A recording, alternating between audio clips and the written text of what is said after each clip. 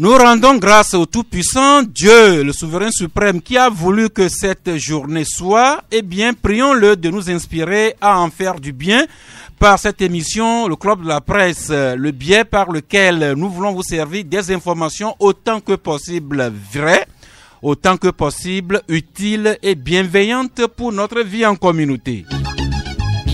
Bonjour, shalom, salam alaikum à vous toutes et à vous tous qui nous écoutez sur le dénigme national en Afrique et dans le monde entier.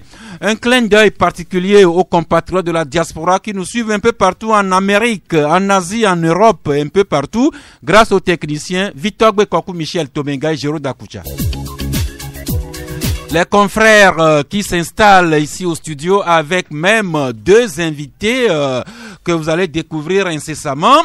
Eh bien, cette émission du mercredi 11 mars 2020, nous l'animons dans un contexte. Pendant que la bombe virale Covid-19 continue d'affoler tous les compteurs de par le monde entier, c'est le thermomètre de la fièvre post-électorale ici au Togo qui affiche depuis hier deux températures élevées, à savoir l'ANC qui demande l'annulation pure et simple du scrutin présidentiel du 22 février dernier, alors que Gabriel Mensang Boyome Kodjo, qui s'est autoproclamé, qui continue à revendiquer sa victoire, fait face depuis ce matin à une procédure de levée de son immunité parlementaire.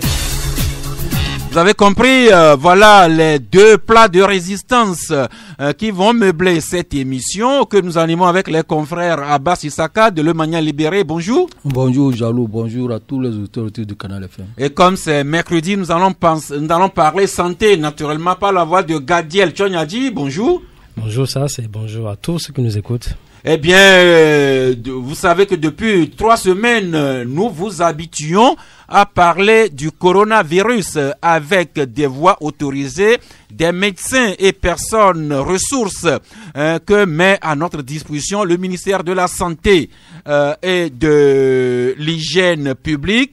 Nous avons sollicité et nous avons encore à nos côtés ce matin une personne ressource, docteur Simon Pierre Amadi Hassan. Bonjour.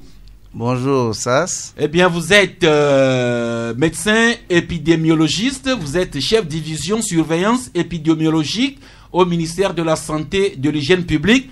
Vous êtes là pour nous faire le point sur le phénomène coronavirus. Tout à fait, tout à fait. Merci. Dieu nous a doté de dents, des dents a priori blanches, en bonne santé, pour manger, bien mâcher nos aliments, également sourire et plaire les uns aux autres. Mais il se fait que notre dent a besoin d'une santé. C'est pourquoi il y a le corps des médecins dentistes ou chirurgiens dentistes. Eh bien, ils vont célébrer leur semaine spéciale incessamment. Pour vous en parler, nous avons à nos côtés Dr Adoté Jules Paco. Bonjour. Bonjour Sass. Vous êtes médecin dentiste. Je dois reconnaître que c'est vous qui traitez mes mauvaises dents et vous présidez l'association des chirurgiens dentistes du Togo. Merci d'être à nos côtés pour nous parler de votre semaine. Merci à vous aussi de nous avoir reçus. Eh bien, c'est une tradition que nous démarrions le Club de la Presse par une pensée du jour. Eh bien, ce matin, dans le contexte, nous avons ressorti ce que le philosophe danois Søren Kierkegaard a écrit, à savoir, il y a deux façons de se tromper. L'une est de croire ce qui n'est pas, l'autre est de refuser de croire ce qui est. C'est encore une fois le philosophe danois Søren Kierkegaard qui a écrit qu'il y a deux façons de se tromper. La première, c'est de croire ce qui n'est pas. La seconde, c'est de refuser de croire ce qui est.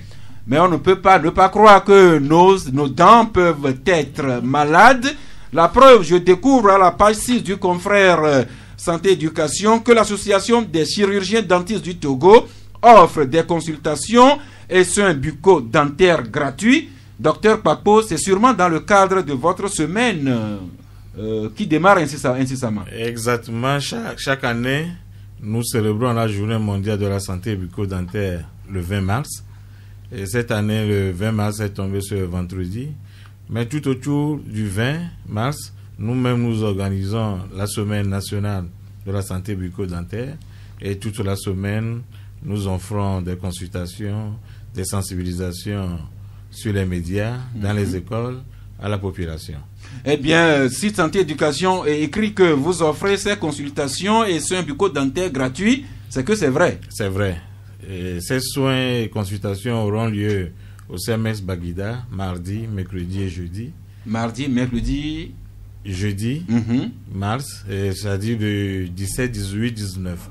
Mais avant, le 16 mars, le lundi, il y aura un lancement officiel qui aura lieu également non loin du CMS Baguida, c'est-à-dire au lycée Baguida. Nous ferons le lancement officiel. Donc, le protocole de l'ouverture solennelle le 16 mars à 8h30 au lycée de Baguida. Et puis, ce qui nous intéresse surtout, c'est les consultations et soins gratuits. C'est uniquement au CMS de Baguida que ça se fait cette année. Oui, uniquement là. Nous nous baserons là-bas. Et vous vous préparez à être envahi par beaucoup de personnes. Nous ferons ce que nous pourrons. Merci beaucoup. En plus de l'ouverture solennelle, également de ces consultations et ces gratuits, qu'est-ce qu'il y a encore au menu de votre semaine? Au menu, nous avons une conférence le lundi après-midi à 15h à l'Institut d'hygiène. C'est le thème de cette conférence, c'est les soins bucco-dentaires et le diabète. Il y a un rapport entre nos dents et le diabète. Nous avons un seul organisme et une seule médecine. Seulement, il y a eu des spécialités pour pouvoir mieux prendre en charge chaque partie du corps. Mais le diabétique aussi a besoin du chirurgien dentiste. Donc cette conférence que vous tenez à l'Institut national d'hygiène, ce sera le lundi à 15h. Et puis il s'en suivra les 17, 18 et 19 mars ces consultations et soins gratuits au CMS de Baguida. Pendant ce temps, des émissions radiophoniques, les émissions que vous ferez dans les médias audiovisuels, et vous prévoyez également des sensibilisations dans les établissements scolaires. Bien sûr, sur tout l'étendue du territoire. Merci beaucoup. Alors, en attendant de venir écouter les discours, en attendant pour se faire consulter ou bien se faire traiter, en attendant de venir écouter cette conférence-là, qu'est-ce que vous allez nous dire pour les mesures que nous devons prendre quotidiennement pour notre bouche, pour nos dents?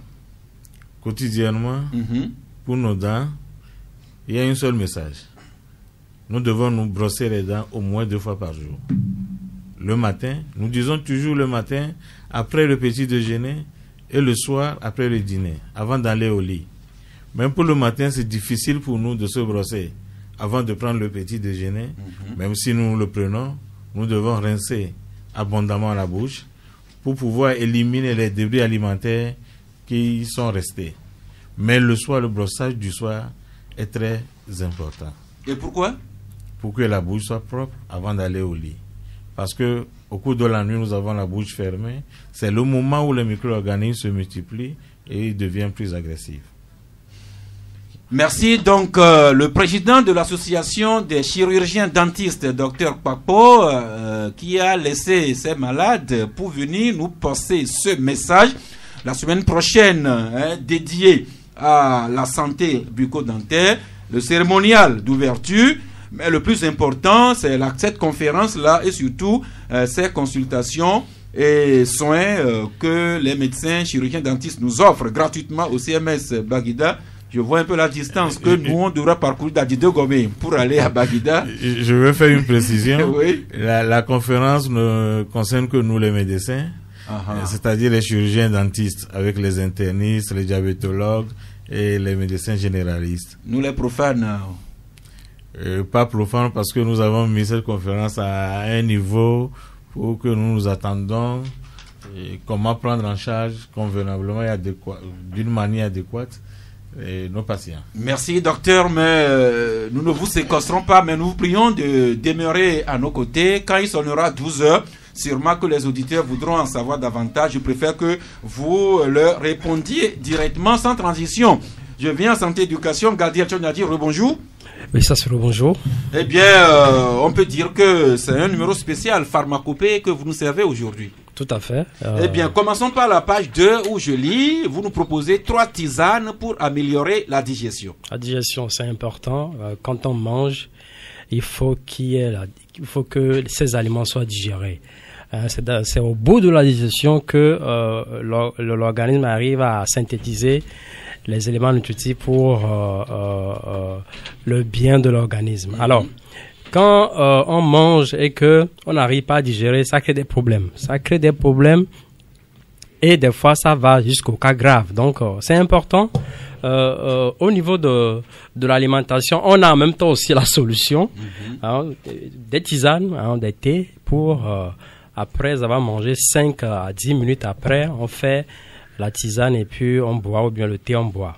Eh bien, cette tisane, c'est facile à préparer. Tisane au gingembre, infusion à la menthe, infusion à la citronnelle. Mais on lira l'article, c'est joliment écrit à la page 2 et on saura comment se comporter en conséquence. Et nous passons maintenant à la page 3 aux feuilles de manioc. Donc, vous nous dites qu'elles contiennent des vertus contre la fièvre et contre la conjonctivite. Très souvent, on se contente des tubercules de cette plante-là. Le dérivé qu'on consomme le plus, c'est le gari. Le tapioca. Le tapioca aussi. Mais les feuilles sont très riches. On peut les consommer sous forme de légumes. Comment on prépare, que ce soit le boma ou bien le adémin ou bien autres légumes. Mais il y a aussi au niveau des pratiques alternatives, au niveau de la médecine traditionnelle, l'utilisation des feuilles pour d'autres traitements.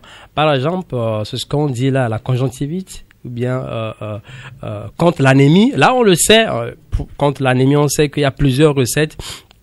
Comment utiliser les feuilles de manioc pour lutter contre l'anémie. Donc, il y a un certain nombre de recettes qui sont dans l'article, important pour nous tous. L'article dit que la feuille de manioc est une véritable mine de nutriments. Elle peut être efficace dans des cas de brûlure, pour soigner la conjonctivite, si nous souffrons de manque d'appétit, d'anémie, contre la fièvre, et c'est également bon pour le système digestif. C'est à découvrir à la page 3.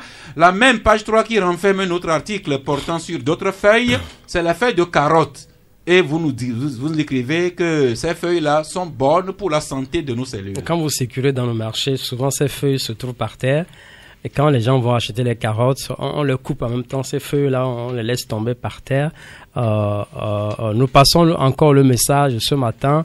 C'est important d'emporter le légume et les feuilles à la maison, parce que les feuilles aussi servent à autre chose.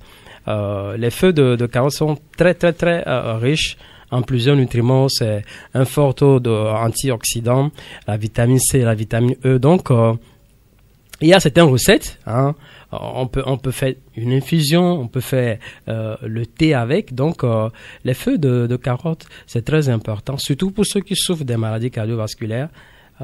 C'est très important. Les feuilles de carotte qui contiennent des vertus pour soigner et des propriétés diurétiques, dépuratives, rafraîchissantes, réminéralisantes, toniques, antiseptiques et anticancérigènes.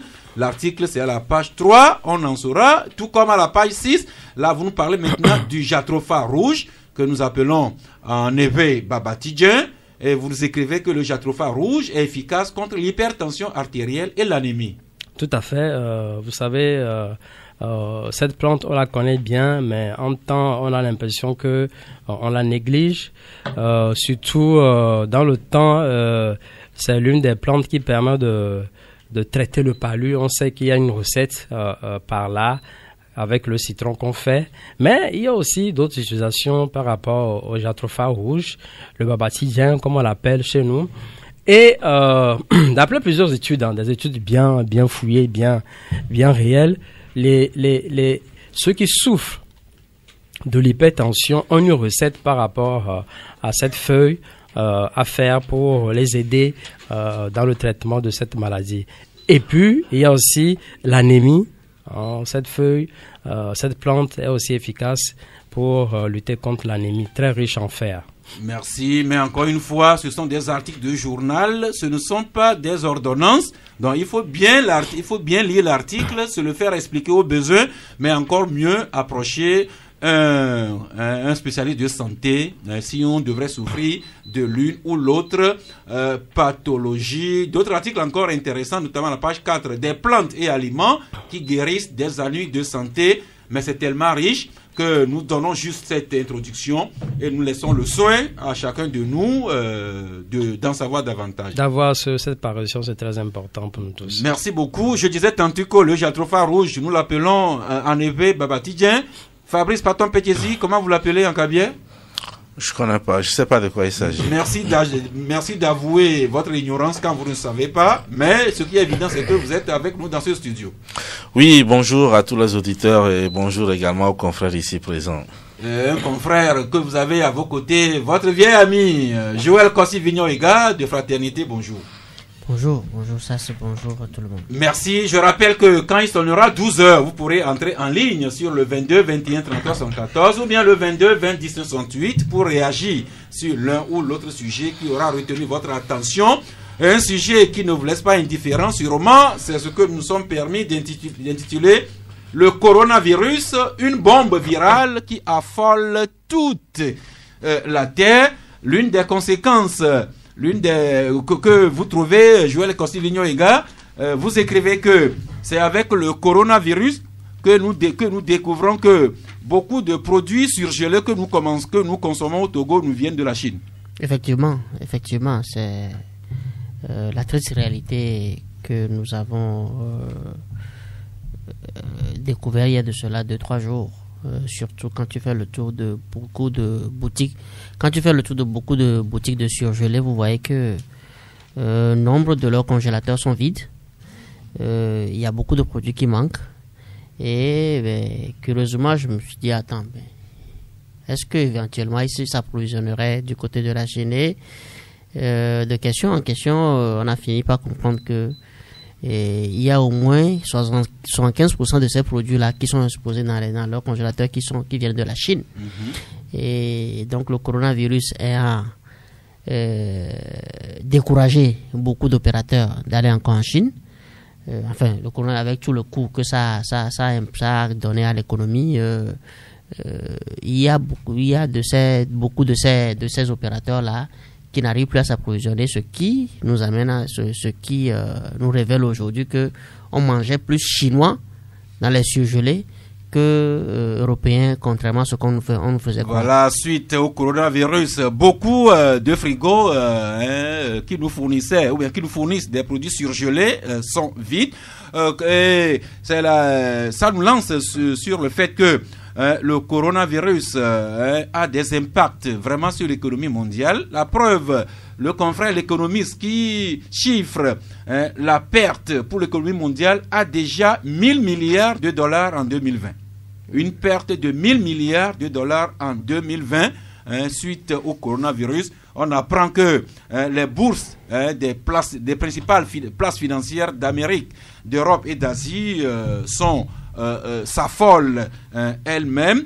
Autre article sur le coronavirus, c'est le confrère Le Dialogue qui écrit que le gouvernement a pris des mesures idoines. Ça, nous le savons déjà. Sur le coronavirus. Et à la page 7, l'autre conséquence, cette fois-ci sportive, du coronavirus, c'est beaucoup de compétitions sportives qui sont annulées ou qui se jouent à huis clos, comme ce sera le cas ce soir pour les supporters de Paris Saint-Germain qui devront jouer dans un stade vide contre le Borussia Dortmund, ce qui constitue aussi une menace économique pour le sport. Autre journal encore, c'est Le Messager, qui nous rappelle que le Togo est bel et bien touché par le coronavirus. Nous le savons officiellement depuis vendredi, quand le Premier ministre lui-même nous en avait informé. Autre conséquence, la ministre de l'Urbanisme devrait visiter un chantier, le projet PIDU, à Agbalpedo. Et ce matin, le service de communication du ministère de l'Urbanisme nous apprend que la visite est annulée pour cause de coronavirus. Fabrice. Sérieux? Oui, déjà hier, c'est Jeff le Prince qui nous apprenait que le chef de l'État qui devrait superviser le démarrage des travaux de la route à Vepozo à l'Ero, le chef de l'État a sursis à cette visite-là et probablement à cause du virus. Et ce matin, c'est la ministre de l'Urbanisme qui a annulé sa visite de chantier et son service de communication nous dit que c'est à cause du coronavirus. Franchement, moi personnellement, c'est vrai qu'il faut être extrêmement prudent, mais je ne vois pas le rapport. Parce que si, au plus haut niveau de l'État, on annule de simples rendez-vous comme cela pour cause de coronavirus, et au même moment, nos enfants continuent par aller à l'école où ils sont ensemble, je ne suis pas médecin, hein, je ne suis pas non plus en train de dire que ce n'est pas bon pour eux d'annuler. Mais si ils estiment que le danger est à ce niveau, au point qu'on annule pour peut-être un lancement des travaux d'une route, on l'annule. Et jusqu'aujourd'hui, les gens continuent par se côtoyer dans nos marchés. Les gens continuent toujours par aller dans les amphis, dans les écoles et autres. Je ne sais pas si nous sommes dans le même pays, puisque ce sont les mêmes autorités qui ont quand même pris des mesures pour qu'on soit prudent, mais ne pas trop paniquer. Parce que ça, c'est important. Parce que aller à Agbalpedo pour une activité pareille, je ne vois pas, mais je suis sur antenne, une antenne, pardon, et donc je ne prends pas le risque de critiquer cette mesure de prudence là. Là, je me dis, si on atteint déjà ce niveau-là, je crois qu'il y a beaucoup d'autres choses qu'on doit faire. Merci, mais autre journal, c'est La Manchette qui écrit qu'on n'arrête pas le coronavirus avec la panique, mais plutôt avec l'intelligence. Et le libéral nous rappelle que le Togo renforce ses mesures de prévention. Et puis, ce que nous avons tous suivi au journal de la TVT hier à 20h et qui fait beaucoup de polémiques dans les conversations et sur les réseaux sociaux et que nous rappelle le confrère Forum de la semaine, le gouvernement qui a sorti un communiqué hier qui dit que l'état clinique de la patiente est satisfaisant. Maintenant, j'en viens à notre invité, docteur. Avant de parler, de donner la parole à l'invité, mais moi je trouve plutôt que moi je vois le rapport. Je vois un peu le rapport dans ce que la ministre de l'Urbanisme, c'est ça, a décidé parce que le rapport c'est juste la phobie. Parce qu'il y a un ministre français qui est juste en allant sur le terrain a contracté le virus. Ben bon, la ministre, sans entendre les dispositions du gouvernement, a trouvé nécessaire de se limiter au strict minimum. Mais le hic, c'est que on dirait qu'il n'y a pas eu de communication au sein du gouvernement parce que le même soir, le jour, quand elle refuse d'aller faire une activité, le même soir, le même gouvernement nous dit que, celle qui est suspectée être porteuse du virus n'a plus le virus. Bon. Donc, je me dis qu'il y a une différence au sein. Merci. Alors, pour nous éclairer, docteur Hassan Hamadi, Simon Pierre, vous qui êtes en charge de telles maladies au ministère de la Santé, commençons par le communiqué du gouvernement, lui, hier à la TVT. Docteur, vous avez bien suivi le communiqué? Mais bien sûr. Qu'est-ce que nous devons en comprendre en français vraiment facile? Oui. Écoutez, ça, je crois que il faut revenir un peu sur cet aspect tout à l'heure. On dit la ministre ou le chef de l'État a annulé une activité pour raison de coronavirus. Quelle raison? Par exemple, actuellement, il y a un comité national d'urgence qui se réunit régulièrement et même de façon extraordinaire. Chaque secteur, chaque département actuellement est en train de mener des activités dans le sens de la lutte contre le coronavirus. Ce matin, je devrais être à Thiévié pour une réunion particulière. Mais pour raison de coronavirus, j'ai annulé. C'est-à-dire que j'ai priorisé une activité en faveur de coronavirus. Est-ce que c'est une histoire de si je vais ici, je vais attraper le virus? Donc faisons attention à nos interprétations. Donc c'est dans le même sens que nous voyons ce communiqué, qui est assez simple. Simple et clair et concis. Dans le message du professeur Djibril, donc, qui a présenté le communiqué du Comité national de crise. Les deux premières phrases situent le problème. Le Comité national de crise s'est réuni à la présidence de la République. Pour quelle raison? Pour se pencher sur l'évolution de l'état de santé de la dame. Sur l'évolution. Donc ça c'est l'introduction, ça c'est le b.a.-ba d'une rédaction. Il fait l'introduction, puis le deuxième paragraphe, il aborde le développement. Donc ce qui est dit dans le deuxième paragraphe est naturellement en lien avec l'introduction. Quelle est l'évolution? Ça veut dire qu'il y avait un état initial et maintenant à ce jour, une évaluation a été faite de l'état de la dame. Et il précise, à ce jour, elle est exempte. Elle ne présente pas les signes qui ont motivé son hospitalisation. C'est-à-dire, à moins qu'on veuille, comme vous l'aviez dit au départ, refuser de voir alors qu'on a toutes les facultés de voir. Sinon, ce message est assez clair. Il n'a fait que présenter la situation de la dame au jour de l'évaluation, c'est-à-dire hier. Donc, hier, elle ne présentait aucun signe. Qu'est-ce qui est sombre dans ce communiqué pour que des gens fassent des interprétations?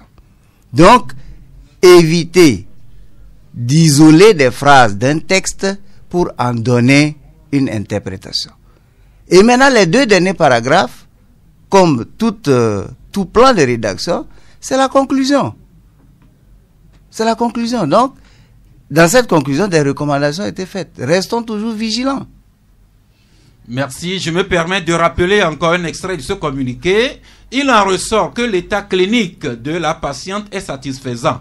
Elle est exempte de fièvre et ne souffre à ce jour d'aucun des symptômes ayant motivé son hospitalisation. Le traitement se poursuit selon le protocole consacré à cette affection. Quant aux personnes contacts avec le cas index, elles sont l'objet d'un confinement. Leur suivi bio-quotidien ne fait état d'aucun symptôme. Aucun autre cas de la maladie n'a été enregistré. Alors, docteur, ça veut dire que la dame est en train d'être guérie des symptômes qui l'ont conduite là-bas, mais on la garde toujours sous surveillance et sous soin. De l'autre côté, les personnes qu'elle a pu rencontrer restent toujours confinées et font l'objet d'un suivi. Oui, c'est deux choses qui vont ensemble. Lorsque un malade est hospitalisé, il arrive avec sa maladie, avec des signes. Le traitement démarre. Et on suit l'évolution des signes jusqu'à ce qu'on ait un amendement total des signes cliniques, des signes dont se plaint la dame.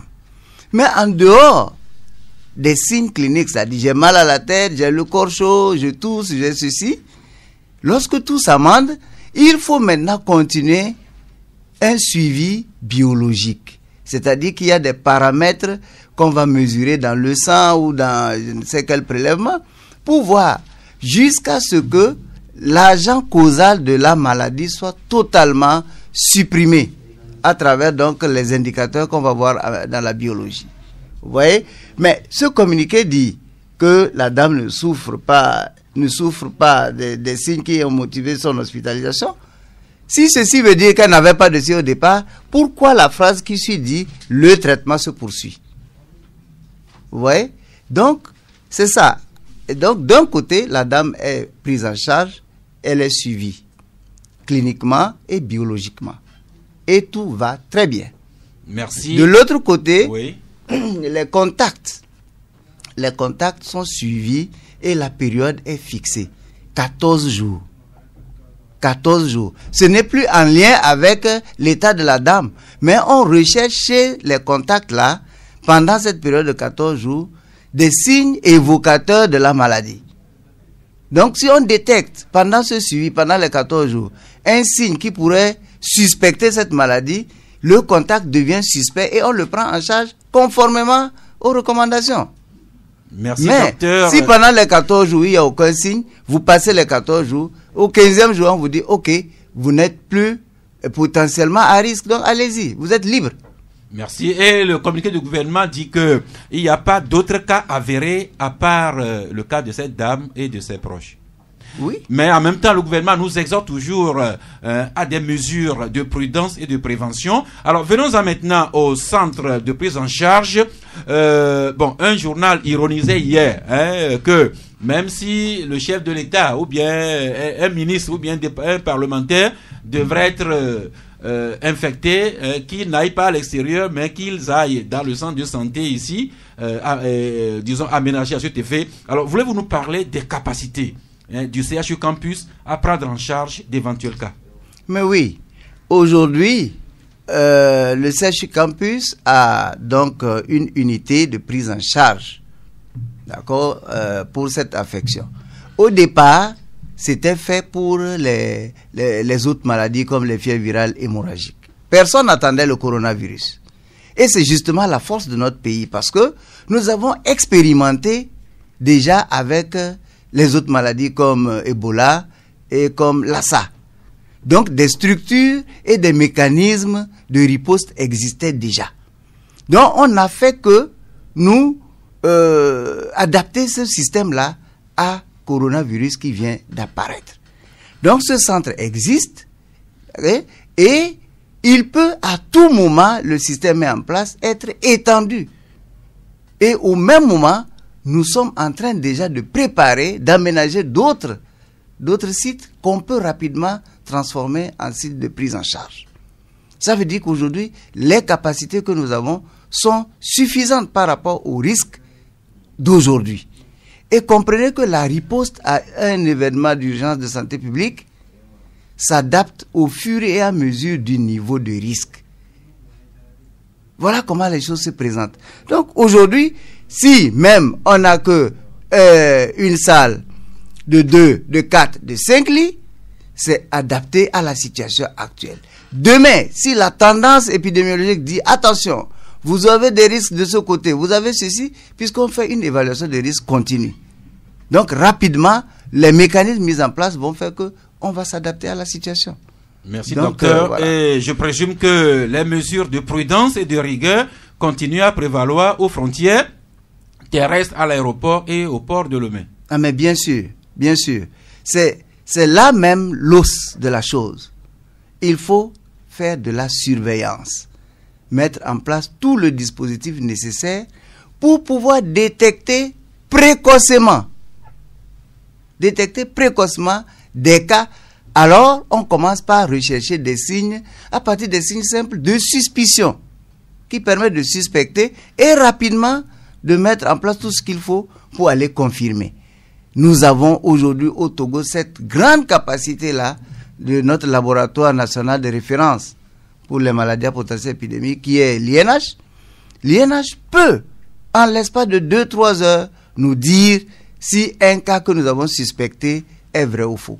C'est différent d'il y a longtemps. Il y a plus de 10 ans, il fallait envoyer le prélèvement ailleurs, très loin. Et donc, attendre pendant plusieurs jours avant d'avoir le résultat. Aujourd'hui, le Togo est très avancé en matière de diagnostic biologique. Merci. Ce n'est pas nous, journalistes, qui disons ça, mais c'est le docteur Simon-Pierre Amadi Hassan, médecin de santé publique, épidémiologiste, chef division surveillance épidémiologiste au ministère de la Santé, de l'Hygiène publique. Fabrice, Abbas et Joël, c'est quelqu'un qui connaît sa chose, qui nous parle ainsi. Oui, bon, si vous permettez, bon, je reviens sur le communiqué du gouvernement. Moi, je crois plutôt que les gens, c'est aujourd'hui, j'ai eu la preuve qu'en Afrique, nous ne lisons pas. Et c'est avec ce que... au Togo. Oui, au Togo, l'Afrique en général, nous ne lisons pas. Parce qu'en fait, si vous lisez ce communiqué-là, les interprétations dont on parle, il n'y a vraiment pas de place pour ces interprétations-là.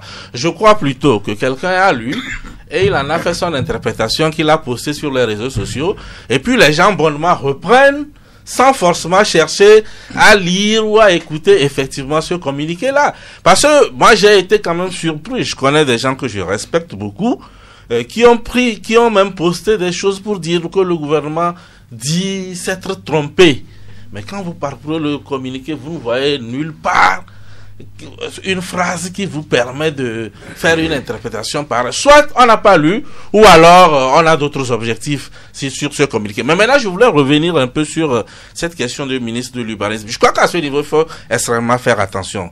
Quand le docteur nous dit qu'il avait un rendez-vous à Tchévier et qu'il a annulé pour cause de coronavirus, qu'il dise qu'il a annulé parce qu'il a une émission sur coronavirus à Canal FM. Parce que quand vous dites, vous l'avez annulé pour cause de coronavirus, mais souffrez qu'on pense que vous craignez une contamination là où vous deviez aller. Parce que quand on dit l'Italie a suspendu le championnat pour cause de coronavirus, on a compris qu'on ne veut pas des attroupements pour qu'il y ait des contaminations. On dit le ministre de l'Urbanisme a annulé une activité à Agbalepédo pour coronavirus et on s'arrête là. Mais souffrez que les gens interprètent ça autrement pour dire c'est une certaine peur d'aller se faire contaminer. Alors qu'il veut nous expliquer qu'en fait, on annule un rendez-vous pour une autre urgence, venir en émission. Donc je crois qu'à ce niveau, il faut vraiment faire extrêmement attention par rapport à tout ce qu'on dit sur cette histoire Hassan, de coronavirus. Vous écoutez la remarque de l'ami Fabrice, c'est dire que en cette période sensible, il faut toujours bien remuer sa langue avant de sortir un mot.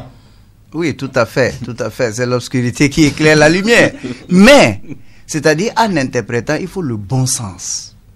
Le bon sens des interprétations. Le Togo n'est pas encore arrivé au risque où nous allons dire qu'un regroupement entraîne un risque, porte un risque de contamination. Nous n'avons pas de cas autochtones. D'accord? C'est des mesures de prudence. Donc, je ne vais pas dire que je ne vais pas à un regroupement parce que je risque de prendre le virus, mais je peux dire, pas mesure de prudence, parce que, d'accord.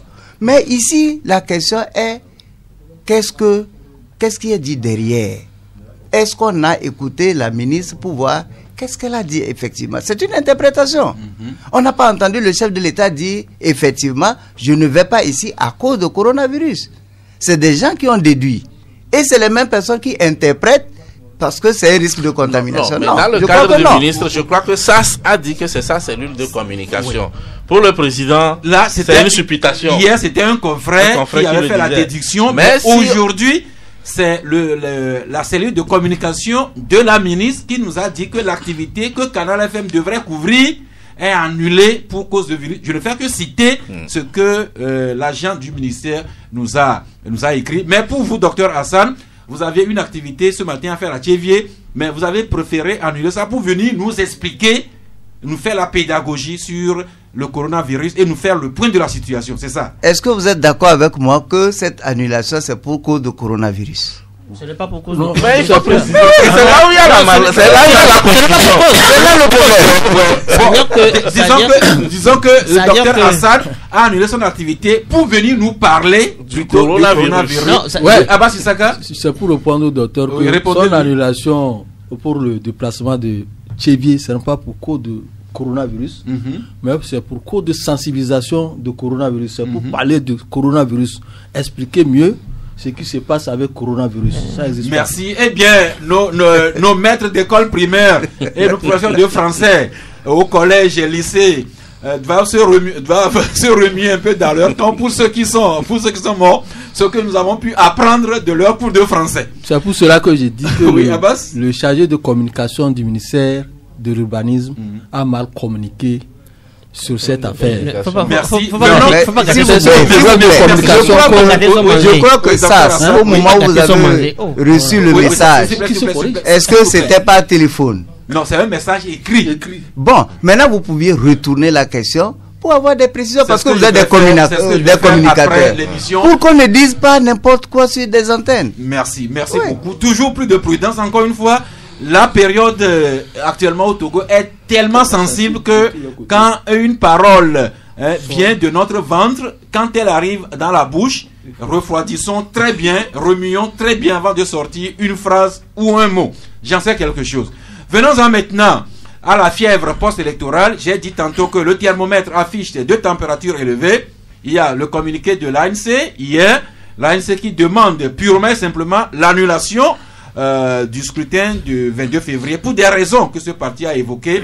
L'autre température élevée, c'est la procédure de levée de l'immunité parlementaire contre Agoyome qui doit suivre son cours actuellement. Commençons par l'ANC et justement Le Libéral, vous écrivez contestation électorale, Fabre et Agbeome ne sont pas sur la même longueur d'onde. C'est ce que votre journal écrit. Oui, bien sûr, avec la sortie de l'ANC hier qui demande à ce qu'on annule carrément ce scrutin et le reprendre, ça voudrait dire qu'ils ne sont pas sur la même longueur d'onde. Pourquoi?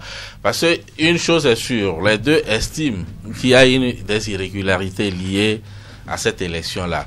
Alors, maintenant, quand on prend le cas d'Agbeome, quand on estime qu'il y a une élection où il y a eu bourrage d'urnes, en réalité, les résultats qui sortiront de ces urnes-là ne peuvent pas faire objet de crédibilité. On ne peut pas, sur la base des urnes bourrées, dire qu'on a gagné une élection. Puisque dans la mesure où le jeu est faussé déjà dans les urnes, qui te dit que si ça avait été transparent entre griffes, c'est toi qui gagnerais. Donc, dans la mesure où il y a ce faux pas, en réalité, on ne peut pas prétendre avoir gagné.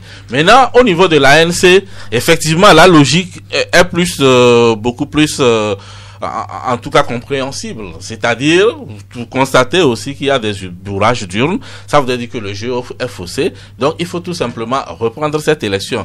Mais là où l'ANC peut-être a manqué de réagir plus tôt, puisque quand on organise les élections, après les résultats provisoires, il y a un délai pour introduire les recours en contestation devant la Cour constitutionnelle, et c'est à ce niveau-là qu'on met les arguments qu'on a par rapport au manque de crédibilité dont on parle pour dire que voilà. Et si d'aventure la Cour constitutionnelle était convaincue car par les preuves que vous apportez, là on peut envisager l'annulation de l'élection. Pour maintenant que les résultats définitifs ont été donnés et qu'un parti, un candidat sorte aujourd'hui pour dire qu'on doit annuler, c'est à ce niveau, ça va être un peu compliqué. Je ne sais pas comment ça va se faire. Merci. La Manchette qui publie le communiqué, une extenso de l'ANC, c'est à la page 5. Dans ce communiqué, l'ANC parle de l'audience publique de la Cour constitutionnelle du 3 mars. Et à cette audience, l'ANC trouve que la Cour constitutionnelle a gonflé les nombres d'inscrits, a gonflé également les nombres de votants et minoré par contre le nombre de suffrages. Et l'ANC relève que le 9 mars, la Cour constitutionnelle a tenu plutôt en catimini, en secret, une autre audience pour corriger encore une fois les chiffres. Mais l'ANC s'étonne que le score attribué aux candidats ne varie pas. Toute incohérence que l'ANC relève et dit avoir saisi la Cour de justice de la CEDEAO sur le sujet. Abachisaka, si l'ANC saisit la Cour de justice de la CEDEAO, c'est qu'elle sait que la décision prononcée par la Cour constitutionnelle n'est plus susceptible de recours, du moins en terre togolaise. Oui, effectivement, lorsque la Cour constitutionnelle décide, c'est que vous êtes forclos, il n'y aura même plus à dresser une quelconque requête auprès de cette Cour pour dire qu'on n'a qu'à annuler. C'est pour cela que l'ANC saisit aujourd'hui la Cour de justice de la CEDEAO pour lui donner raison. Mais le problème qui se pose, c'est que ça ne peut pas aller, puisqu'il y a un petit problème de procédure. Lorsque la Cour constitutionnelle donnait les résultats, elle a cité que c'est seulement le candidat Agbeome Kodjo qui l'avait saisi sur beaucoup de requêtes. C'est le seul candidat qui l'avait saisi. Alors que l'ANC aussi avait des griefs à porter sur cette élection. L'ANC n'a pas porté ces requêtes au niveau de la Cour constitutionnelle pour que la Cour constitutionnelle juge si effectivement l'ANC a raison ou pas. Parce que ça, en ce moment, si ce que l'ANC condamnait sur les élections, sur les résultats, si elle avait introduit aussi ces requêtes comme l'a fait Agbeome Kodjo, et que ces requêtes au moins se ressemblaient à un certain niveau, au moins il y aura quelque chose qui devait en sortir de là. Mais aujourd'hui, attendre à la fin même de tout est forclos, tout est fini aujourd'hui avec la Cour constitutionnelle, et on saisit la Cour de la Haute Cour de justice de la CEDEAO pour qu'on annule l'élection au Togo, alors qu'au même moment, c'est la même CEDEAO là qui a envoyé même les observateurs qui ont suivi les élections, la campagne électorale, qui ont suivi même le processus électoral, et à la fin, les observateurs de cette CEDEAO ont dit que tout s'est déroulé bien dans ce pays. Donc, lorsqu'on saisit la Cour du Sud de la CEDEAO, elle va se référer d'abord aux observateurs que l'institution a envoyés pour observer les élections. Qu'est-ce qui s'est passé, qu'est-ce qui n'est pas passé, alors que vous saisissez sans donner les preuves exactes de ce que vous êtes en. Le bourrage d'urne. On parle de bourrage. Lorsqu'on parle de bourrage et qu'on nous montre aussi des bulletins pour voter, où est-ce qu'on a tiré ces bulletins pour voter que c'est bourré? Lorsque c'est bourré, c'est dans l'urne, on ne peut plus les avoir entre les mains. Prenons juste acte du communiqué de l'ANC qui parle des 2 sessions de la Cour constitutionnelle, la session publique du 3 mars et la session plutôt en catimini, ou bien la session en interne du 9 mars, aux sessions au cours desquelles l'ANC reproche ou bien accuse la Cour constitutionnelle d'avoir manipulé un peu les chiffres. Et à la fin, l'ANC dit que la mascarade a créé une confusion telle qu'il est matériellement impossible d'exhiber dans leur entièreté les véritables résultats de cette élection, écrit l'ANC. Et le candidat de l'ANC, Fabre, a saisi la Cour de justice de la CEDEAO pour faire constater les graves violations des droits de l'homme et des peuples que constitue l'organisation de l'élection présidentielle du 22 février au Togo. Le communiqué est à lire. Le messager aussi dit que l'ANC se tourne vers la CEDEAO pour l'annulation du scrutin. Eh bien, Joël, nous allons attendre la décision de la Cour de justice de la CEDEAO pour voir quel impact cette décision produirait ou pas sur le contexte politique chez nous ici au Togo. Effectivement. Nous allons attendre cette décision parce que, mais quand même, quand on parle de l'ANC, on ne parle pas de quelqu'un qui est venu dans la politique hier.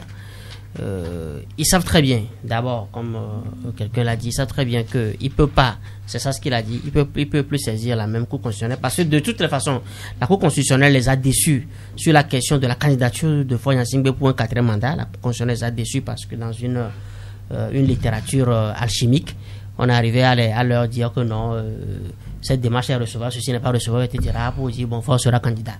Et donc la Cour a perdu de sa crédibilité, d'impartialité. Et seconde chose, ce que avance l'ANC, c'est quand même du solide. Ces chiffres-là, tout le monde peut les vérifier. Normalement, c'est à la Cour même de faire marche arrière, de dire non, puisque la Cour peut revenir sur cette décision. La Cour dit non. On s'est carrément trompé, un peu comme nous l'avons publié à Fraternité. C'est-à-dire que comme celle du Malawi, qui a dit les élections, effectivement, tout ce qui a été brandis c'est des éléments solides. On invalide l'élection de mai 2019. La Cour peut bondir et dire cela. Maintenant, quand Abbas dit que la CEDEAO a validé ce scrutin, c'est le volet politique de la CEDEAO qui a validé le scrutin. Attendez, non, c'est le volet que c'est la commission de la CEDEAO qui a envoyé des observateurs. Cette fois-ci, c'est la Cour de justice. C'est la Cour de justice qui est et la justice est indépendante de la commission politique. N'importe où la justice est indépendante. Ce n'est pas parce qu'au Togo, la justice est inféodée à la politique que vous allez croire que non, là, au niveau de la CEDEAO, la justice va dire forcément ce que la commission a dit. La justice peut, c'est-à-dire que, oui, même, on peut même assigner la commission de la CEDEAO devant le tribunal, devant la justice de la CEDEAO. Et donc, comme tu l'as dit ça, c'est-à-dire, on attend la décision de cette justice, mais moi, je voudrais encore tirer chapeau. J'ai véhément critiqué l'ANC sur ces micmacs dans la politique, mais là, ils ont fait un travail un travail scientifique, et parce que si une cour se réunit en catimini, pourquoi la cour se réunit en catimini après avoir... Disons plutôt en interne. Oui, en interne. Bon, c'est en catimini. Moi, je trouve que c'est en catimini. Pourquoi la cour se réunit en catimini après avoir fait une audience publique le 6 mars dernier, et encore sur quoi? Pas sur une autre question, mais pour venir corriger ce qu'ils ont fait le 6 mars. C'est grave. C'est grave. Nous avons toujours parlé d'exemplarité dans ce pays. Ça veut dire qu'à force de raisonner de façon brute, à force de croire qu'on est en terrain conquis, on a de compte à rendre à personne, on détruit l'exemple qu'on doit donner à la génération montante. Parce qu'on peut pas, mais la Bible dit, mais si votre papa ne peut pas vous remettre le serpent dans vos mains, moi, le Créateur, je ne peux pas vous remettre ce qui est pire. Donc, revenons à s'il te plaît. Non, mais moi, c'est quand même, c'est plus simple pour tout le monde. Même quand tu vas chez nos amis et musulmans, tu vois, ce sont des valeurs. Merci. On ne peut pas, parce qu'on a intérêt qui fait de n'importe quoi à volonté, ad vitam aeternum. Merci. Je me réserve de me prononcer sur le fond du communiqué de l'ANC, mais comme disait tantôt Joël, nous avons au moins des données dont on peut partir, puisque l'ANC avance des chiffres.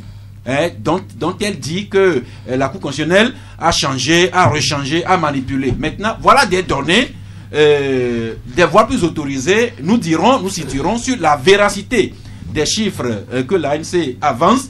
Si tout le monde pouvait faire ainsi, contester en avançant des données précises, nous journalistes, nous serons un peu mieux situés dans nos commentaires. Et voilà pour l'ANC. L'autre température qui monte depuis hier, c'est le candidat Agbeyomi Kodjo qui se retrouve dans la tourmente.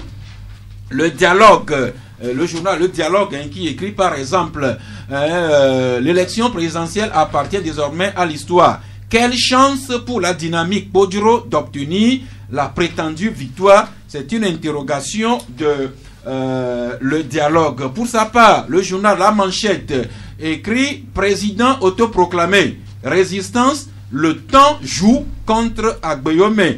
Écrit La Manchette. Pour sa part, autre journal, La Lanterne qui écrit contestation des résultats officiels du 22 février, fort contre Agbeyomi, jusqu'où ira ce candidat dans son bras de fer avec le pouvoir?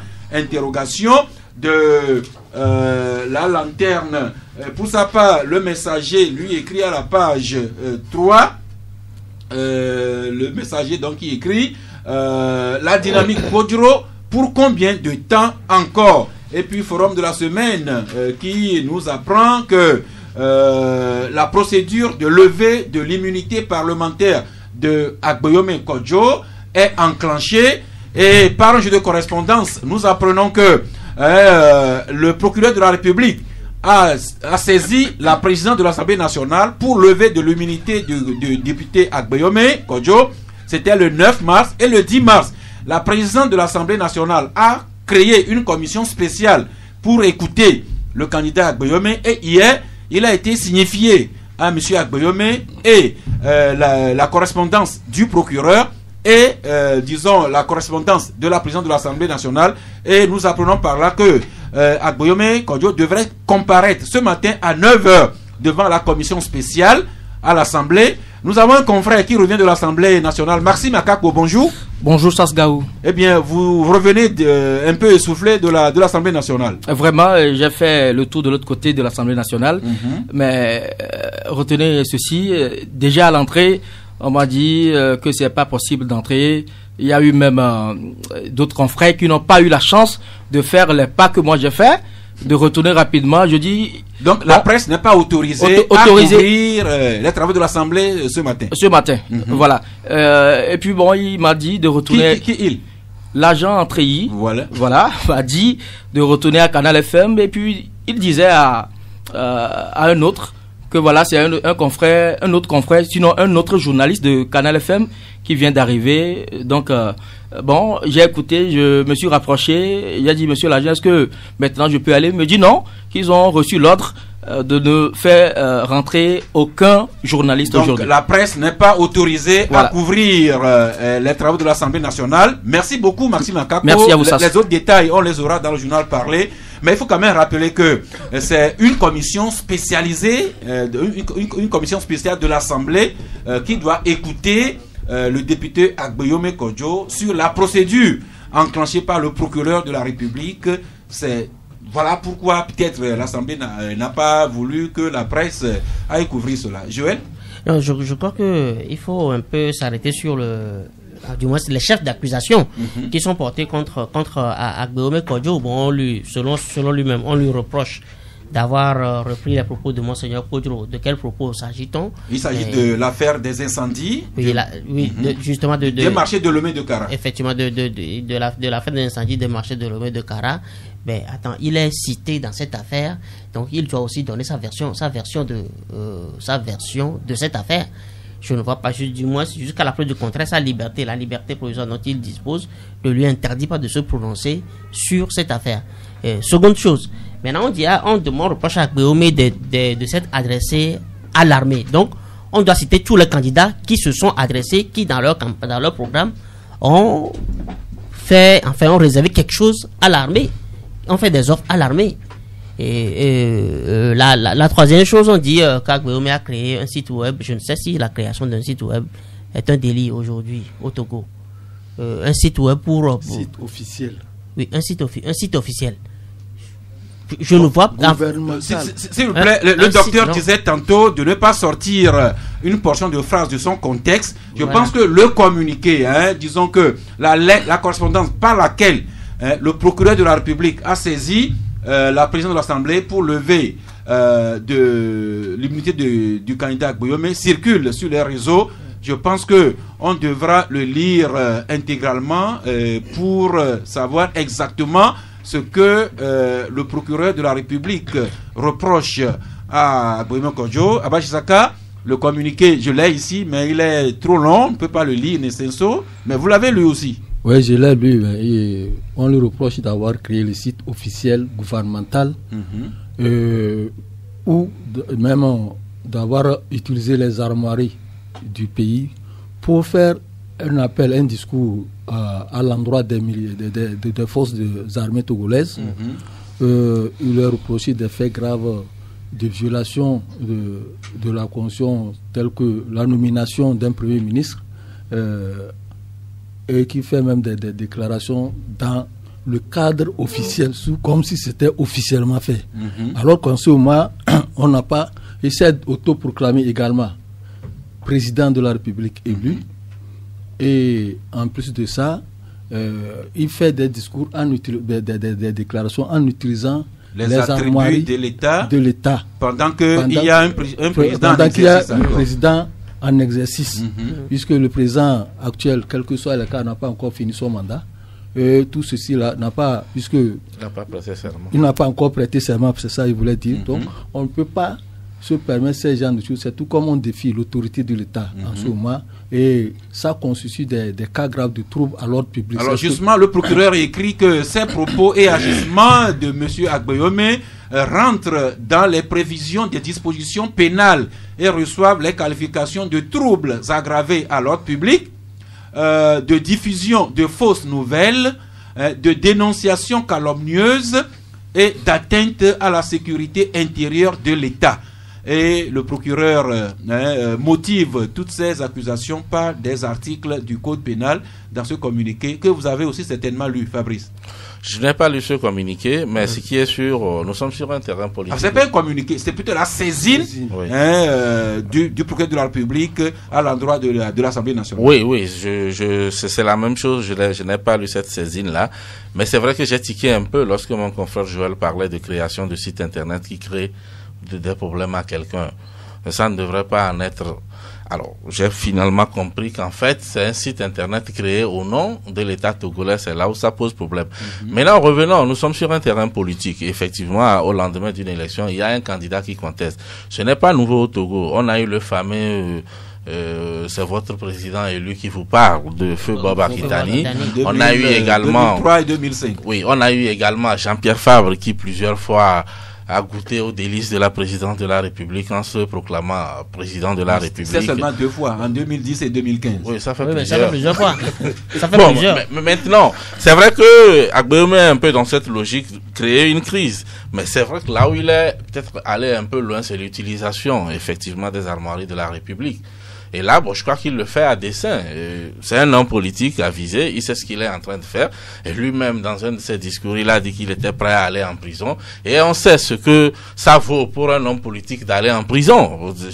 Vous ressortez, si vous avez la chance de ressortir, en tout cas, vous ressortez avec beaucoup de points de gagner. Et maintenant, c'est là où le procureur, lui, il fait son travail en tant que procureur.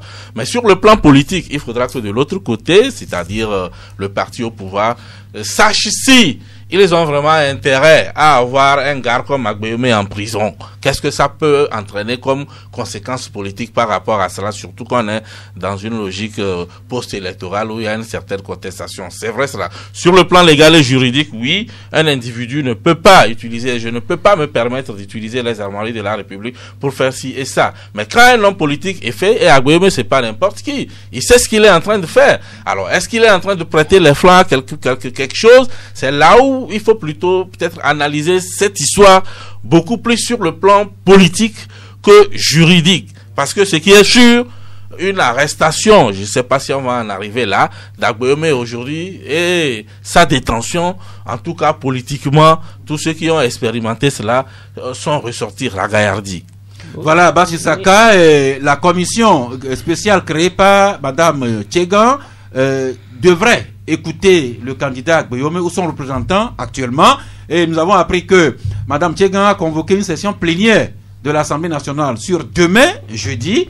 Eh bien, nous allons suivre ce qu'il en sera aujourd'hui devant la commission spéciale et surtout à la séance plénière, si l'immunité d'Agboyome aura été levée ou pas. Et puis, on passera au stade du jugement et puis avec les éventuelles conséquences politiques qu'évoquait tantôt Patom. Effectivement, en fait, la levée d'immunité parlementaire sur sa procédure normale, parce qu'il faudrait écouter le député incriminé et écouter, lui donner ses argumentations avant que la commission spéciale ne décide de ce qu'il faut faire. Et à la fin, la commission spéciale va remettre ses conclusions, va lire les conclusions lors de la plénière qui est convoquée pour demain. Et c'est après cela qu'on va passer au vote de la levée de l'immunité parlementaire. Et si les députés votent, les 2/3, je crois, votent pour la levée de l'immunité parlementaire, et on verra que Agboyome Kodjo va faire son immunité parlementaire et là le procureur va pouvoir suivre son auteur qu'il est en train de chercher. Mais par rapport aux choses juridiques, je crois que juridiquement, le procureur est dans ses droits. Politiquement, on peut aussi gérer cette affaire. Parce qu'il ne faut pas chercher à martyriser quelqu'un, c'est-à-dire à rendre quelqu'un martyr. Tel qu'on est en train de le faire, c'est tout comme on est en train de donner, de faire d'Agboyome un martyr actuellement. Mais sur le plan politique, ça analysons les faits au jour le jour. Aujourd'hui, c'est la procédure de levée de l'immunité qui est enclenchée. On verra ce que ça va donner. Et après, il s'en suivra éventuellement la phase judiciaire et nous serons toujours là pour en débattre des retombées politiques. Mais les auditeurs réclament leur temps. Nous avons déjà empiété sur eux. Nous allons les écouter davantage. Le temps juste que nous soufflions un peu. 13.5 Canal FM. Eh bien, s'il vous plaît, la parole est à présent aux auditrices, auditeurs. Nous avons parlé de santé, de coronavirus, de la semaine dédiée à la santé bucco-dentaire, aux articles de santé et éducation, et puis les 2 températures élevées de la période post-électorale. La parole est à vous. L'ami Gérard. Bonjour, Jacques. Oui, bonjour à vous. Comment vous allez? Comme vous nous écoutez. Ok, bon. Moi, je veux intervenir sur le cas de Agboyome. Allez-y. Bon, vous voyez, j'ai l'impression que ceux qui font ces choses-là à l'Assemblée ne veulent pas la paix. S'ils veulent la paix, ils n'ont qu'à laisser ce cas-là pour le moment. Parce que d'abord, nous avons des problèmes. Il ne faut pas qu'ils enveniment la situation. Vous voyez, le député Agboyome s'est autoproclamé président de la République. Et il a les preuves. Il a fait un recours que la Cour constitutionnelle a mal jugé. Moi, j'ai l'impression que cette Cour-là, même si cette Cour dit, si tu as raison, la Cour dit que tu n'as pas raison, te tue. Parce qu'il n'y a pas de recours possible. Ce n'est pas bon. Il y a jurisprudence. Faure Gnassingbé, en 2005, avait fait un coup d'État. Il était aussi, député et ministre. Il avait fait un coup d'État. Est-ce qu'on l'avait jugé? Non. Je crois que pour que le Togo soit en paix, ils n'ont qu'à revoir ce cas-là et avançons. S'ils veulent vraiment le condamner, on n'a qu'à faire le compte de voix, bureau de vote par bureau de vote, et on verra s'il a raison ou pas. La Cour constitutionnelle a mal tranché. Maintenant, le gars fait son gouvernement et on commence par l'accuser. Ce n'est pas bon. Si c'est comme ça, on va enflammer ce pays. Merci à vous, chers confrères. Vous notez, vous allez faire le point à la fin de leur propos. Maintenant, nous passons à Patrick. La parole à Patrick. Bonjour. Oui, Patrick. Comment vous allez? Nous sommes là, grâce à Dieu. C'est par rapport à 2 points. Et l'action que le président de l'ANC a intentée à la Cour de justice de la CEDEAO. Je voudrais dire que, au fait, déjà la procédure est mal partie. Il devrait faire des réclamations au niveau de la CENI et au niveau de la Cour constitutionnelle pour pouvoir se justifier. En allant au niveau de la CEDEAO, il n'a intenté aucune action, aucune procédure dans ce pays. Donc, je ne crois pas qu'il aura gain de cause. Donc, il faudrait qu'il annule cette intention d'action. Le second point, en ce qui concerne M. Agboyome, bon, je prierai au procureur de faire à l'amiable. Mais ce qui a, M. Agboyome a fauché le pas en se proclamant président avant même la proclamation de la CENI. En parlant de bourrage, est-ce qu'ils savent que eux-mêmes, est-ce que dans leur parti, il n'y a pas eu ce bourrage? Ils connaissent celui qui a bourré les urnes. Donc, il faudrait qu'ils donnent ces détails-là pour que ça soit clair au public. Merci. Donc, c'est ça mon point Merci de vue. beaucoup, Patrick. Les confrères feront le point à la fin. Déjà, un auditeur en ligne. Bonjour. Oui, monsieur Sass, bonjour. Sylvain Agbaï. Oui. Eh bien, nous vous écoutons. Oui, merci, monsieur Sass. Et s'il vous plaît, monsieur Sass, il faut que nos autorités quittent ce terrain. Sinon, le climat est déjà vraiment très chaud et il faut que tout le monde prenne garde. Si Agboyome estime qu'il a gagné les élections, il n'a qu'à s'asseoir sur une table et discuter. Sinon, ce qu'ils prennent comme risque là, ça va être regrettable. Ils vont créer une situation qui ne va pas résoudre un problème. Donc, vraiment, ça a commencé à chauffer. Oui, l'ami Sylvain Agbaï, je ne sais pas si vous avez lu la saisine du procureur de la République, mais le procureur motive les raisons pour lesquelles il demande la levée de l'immunité contre Agboyome, qu'il accuse de s'être autoproclamé et d'avoir violé des dispositions légales de notre pays. Non, tout ça là, c'est du forcing. C'est du forcing. Donc moi, j'aurais souhaité qu'il quitte... Dommage, il est parti, mais je pense quand même qu'il a dit l'essentiel. Sylvain Agbaï qui laisse la place au suivant. Bonjour. Alors, l'ami en ligne, c'est... Allô? Oui, c'est monsieur Absa, c'est ça? Allô? Oui, nous vous écoutons. Allô? Oui, nous vous recevons en direct. Ah, je crois que c'est lui plutôt qui n'a pas notre retour. En attendant, déjà en ligne? Oui, allô? Oui, bonjour. Abonné, bonjour. Oui, abonné, bonjour. J'ai deux sujets. Le premier sujet, c'est la santé publique. Je vais faire un effort de lire une partie du premier communiqué qui a circulé faisant cas du coronavirus. Ainsi, une dame reçue en consultation présentait des signes évoquant une grippe au coronavirus, à savoir une fièvre, un mal de gorge et des maux de tête. Les prélèvements effectués et analysés au laboratoire national de référence le 5 mars ont été révélés un résultat positif au coronavirus. Ça voudra dire que la dame a réellement un coronavirus. Si aujourd'hui on la traite et elle est guérie, est-ce que le communiqué ne peut pas dire simplement qu'on a trouvé les mécanismes pour guérir la dame? On nous présente comme quoi elle ne souffre pas.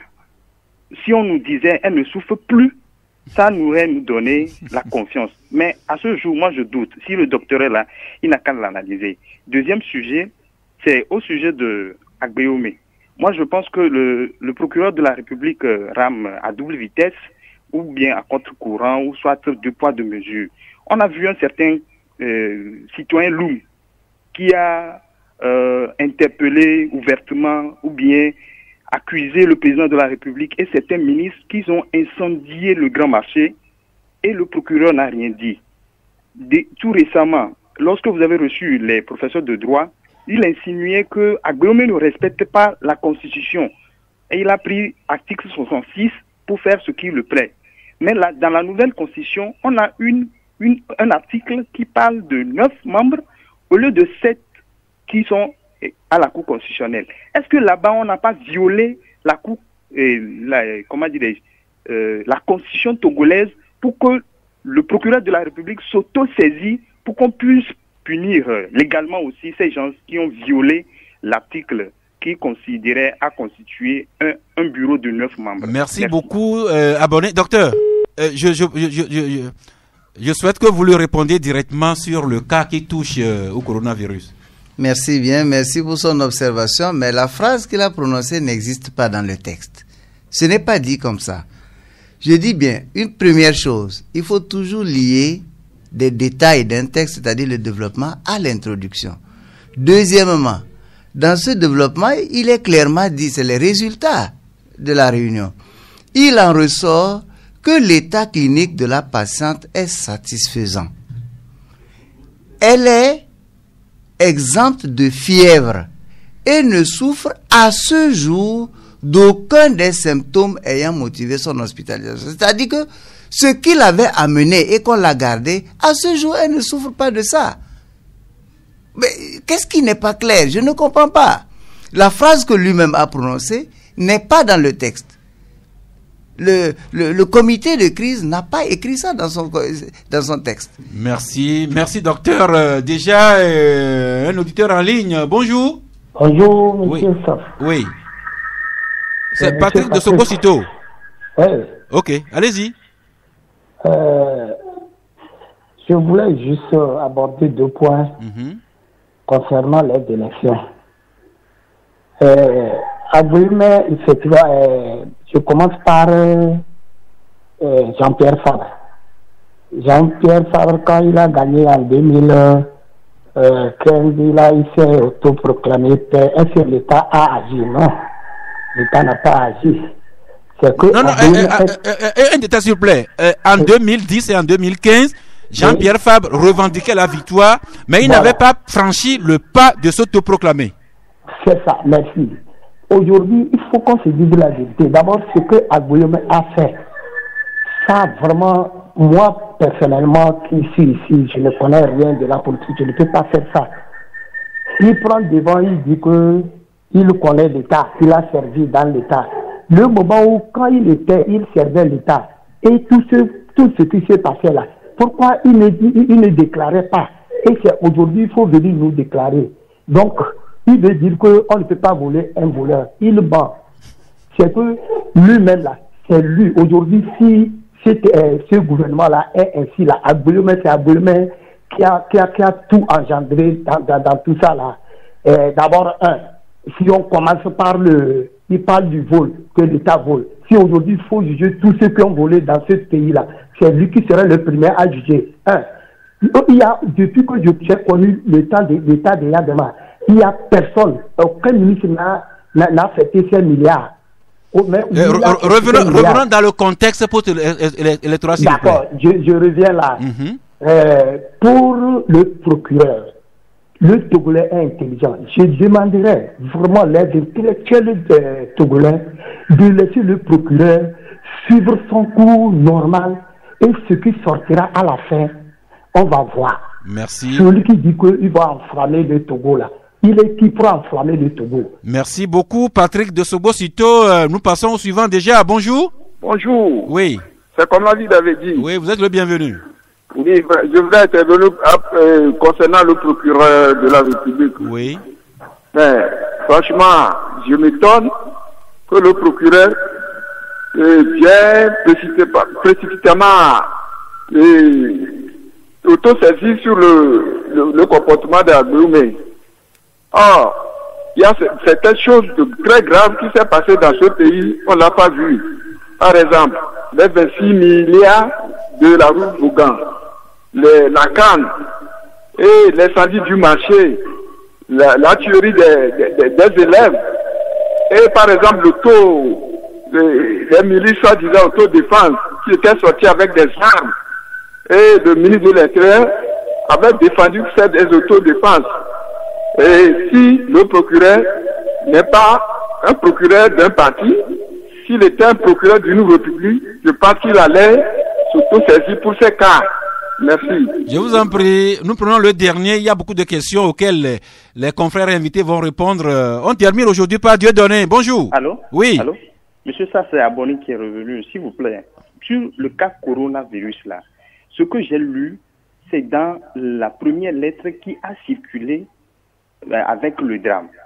C'est dans cette lettre-là que j'ai lu l'information. Et à ce jour, nous doutons donc que le médecin ou bien le docteur qui est avec vous comprenne que ce que je viens de lire avait confirmé le cas Covid-19 au Togo. Et si aujourd'hui on l'a guéri, qu'on nous atteste avec des éléments de preuve, comme vous avez toujours l'habitude de le dire, et puis on va croire. Mais si on fait de belles phrases pour faire camoufler la maladie ou bien puisque dans la première lettre même, ils sont allés au-delà en remerciant d'abord que la subvention va venir. Je ne sais pas trop, docteur. Je retiens que dans votre pays, les gens sont comme des Saint Thomas, ils attendent des preuves pour vous croire. Oui, tout à fait. Il faut que les gens se calment. On ne joue pas avec une maladie à potentiel épidémique telle que le coronavirus. Premier élément. Dès que des maladies comme ça, qui sont actuellement suivies au plan international, puisque c'est une urgence de santé publique de portée internationale, personne ne peut s'amuser à dire « j'ai trouvé un cas » alors qu'il n'y en a pas. Actuellement, le prélèvement est là. L'OMS a envoyé des réactifs homologués qui ont permis de poser le diagnostic de confirmation biologique.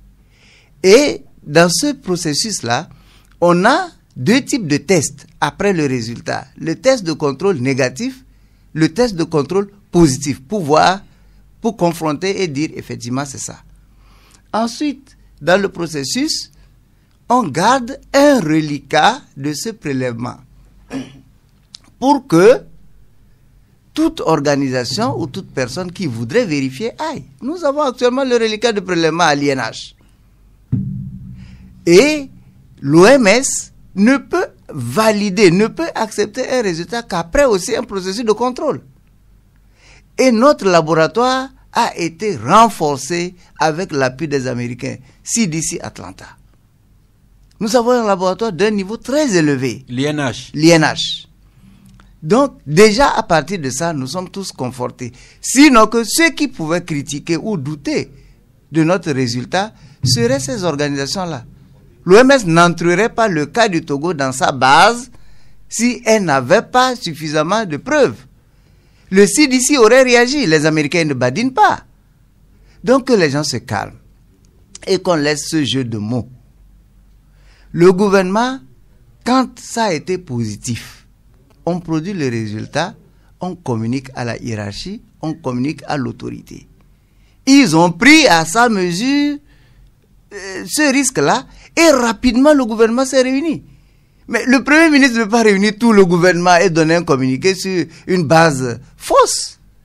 Ce n'est pas possible. Surtout qu'il avait à ses côtés la représentante résidente de l'OMS. De l'OMS qui était à côté. C'est-à-dire, non, ça suffit pour que les gens comprennent. C'est ça. Et maintenant, ce même gouvernement qui a mis, suite à ça, en place un comité de crise, présidé par le chef de l'État en personne, suit de près l'évolution de l'état clinique de cette dame. Et le point sera fait au jour le jour. Maintenant, un autre élément à comprendre, c'est le verbe guérir. C'est Dieu seul qui guérit. Le médecin a le devoir de mettre en œuvre tout ce qui est à sa disposition pour soulager le patient. Aujourd'hui, il y a deux niveaux qu'il faut considérer dans ce processus. L'amendement des signes que présente la dame, c'est-à-dire les plaintes de la dame. J'ai le corps chaud, j'ai mal à la gorge, j'ai mal aux articulations, il n'y en a plus. Ça, c'est fini. À ce jour, c'est le plus là que notre ami veut. Oui, mais le plus n'est pas dans le texte. Je reviens encore là-dessus. Il n'y a ni de plus, ni de pas dans le communiqué. Où est-ce que les gens ont trouvé ces mots-là? On a dit aucun des signes qui ayant motivé son hospitalisation. Elle ne souffre d'aucun des signes ayant motivé son hospitalisation. C'est ce que la phrase dit. Merci beaucoup. Donc, deuxième élément, il faut que je l'ajoute. Oui, quand un patient est guéri, ne souffre plus des signes, des plaintes qui l'ont amené en hospitalisation, je l'ai dit au départ, il y a des indicateurs biologiques pour être sûr que la personne est totalement guérie. Par exemple, quand on garde un enfant en pédiatrie pour fièvre, et après la fièvre, il n'y en a plus. Il n'y a plus les signes que la personne avait. On dit généralement, attendez 3 jours, 4 jours, pour être sûr qu'il n'y a pas de rechute, il n'y a pas ceci, il n'y a pas cela. Et on fait des analyses de contrôle. Ce sont ces analyses de contrôle qu'on a fait, et on trouve que non, la charge virale, elle a chuté, mais elle n'est pas encore annulée. Ça veut dire que la dame doit être gardée jusqu'à ce que le laboratoire nous dise que c'est complètement fini aussi dans le sang. Merci, en ce moment, on va devoir s'arrêter là. Abba Chisaka, vous revenez sur les auditeurs. Je retiens pour beaucoup d'auditeurs se disent surpris que le procureur, avec une certaine célérité, introduit la procédure de levée contre Agboyeme Kodjo, alors qu'il y a des choses qui sont passées ici, on n'avait pas trouvé. Bon, je dis que c'est certainement le procureur seul sait quand et comment engager une procédure.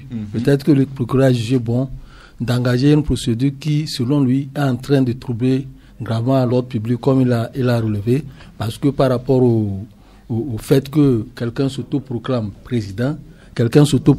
président élu, avant même que les choses ne soient, les résultats ne soient pas encore donnés, et qu'il nomme son premier ministre à la veille même de la proclamation des résultats définitifs par la Cour constitutionnelle, alors que lui-même a saisi cette Cour constitutionnelle pour voir ce qui devait en être, et qu'on utilise les armoiries du pays pour faire souvent des déclarations à l'endroit des faux agents. Peut-être que le procureur a jugé bon qu'il faut au moins faire de telle sorte que ça s'arrête. Bon, le procureur a engagé une procédure, mais cette procédure-là ne sera possible que si l'Assemblée nationale décide de lever l'immunité parlementaire de l'incriminé. Donc aujourd'hui, on va attendre ce qui va se passer au niveau de l'Assemblée nationale. Merci. Joël, il y a d'autres auditeurs qui ont attiré l'attention des autorités sur la volatilité de la situation politique actuellement.